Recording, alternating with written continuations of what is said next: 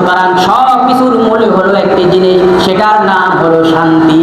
আর এই শান্তি একজনের কাছে চাইবো, একজন কেবল দিতে পারেন, তিনি হলেন আমাদের আল্লাহ।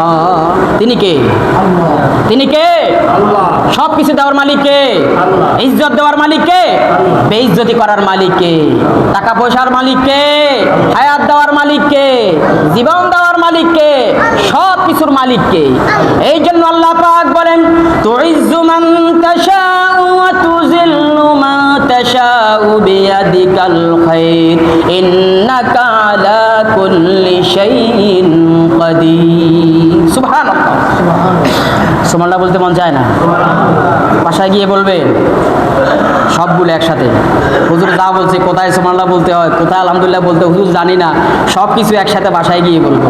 হুজুর তাপ করম, তারপরে কি করেন? মাফ করে দেন।